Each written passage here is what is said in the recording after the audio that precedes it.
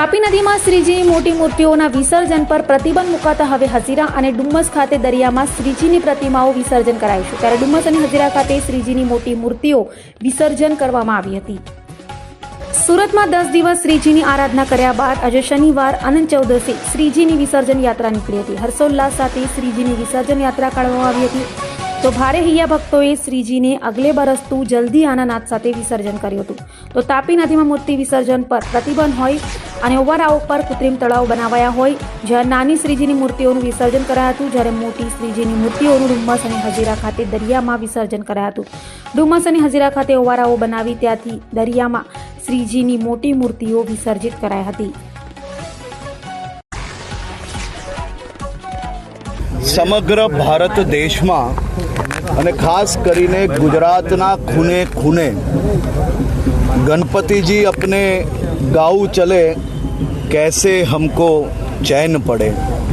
गुजरातना खूने खूने लोको नमी आँखों जोड़े भीनी आँखों जोड़े गणपतिजीनी विसर्जन विदाई यात्रा गुजरातनी चारे दिशाओं में निकली रही है।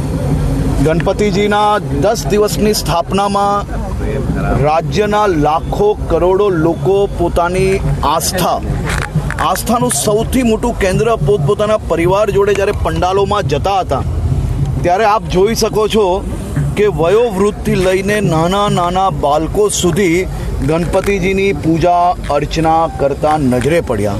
આ વર્ષે ગણપતિજીની આસ્થા જોડે જોડે દેશની સેનાની શક્તિ એટલે કે ભક્તિ ને શક્તિનો રૂપ એક સાથે અનેરો સંગમ રાજ્યના હજારો ગણપતિજીના પંડાલમાં જોવા મળ્યા।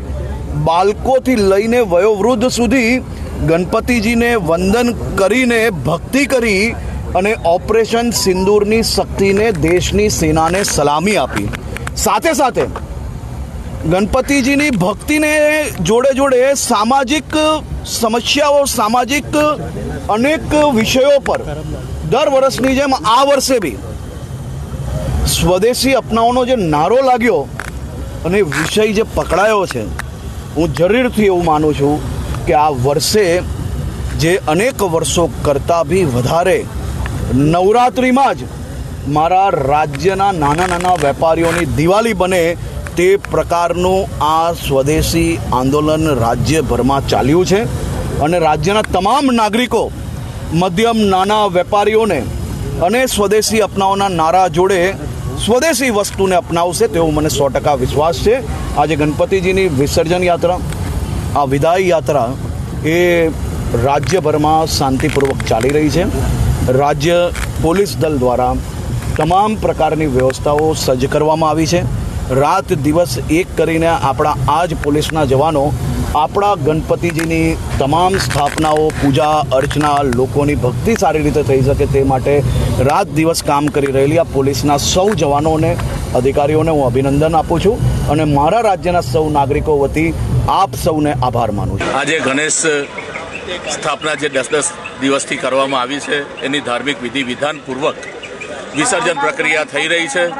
આપણે સૌ જાણીએ છીએ કે સુરત મહાનગરપાલિકા દ્વારા એમના 9 ઝોનમાં દરેક ઝોનમાં આ રીતે કૃત્રિમ તળાવો બનાવવામાં આવ્યા છે અને કૃત્રિમ તળાવોમાં પણ વિસર્જનની જે પ્રક્રિયા છે તે ખૂબ ધાર્મિક ભાવના, વિધિ વિધાનથી આપણે સૌ જોઈ રહ્યા છે। ત્યારે સૌ ગણેશ ભક્તોને ખૂબ ઝડપથી આ પ્રક્રિયામાં સાથ આપવા, સહકાર આપવા હું સૌને વિનંતી કરું છું। સાથે સાથે આ તમામ પ્રક્રિયાની અંદર સુરત મહાનગરપાલિકાના ચૂંટાયેલા અધિકારીઓ,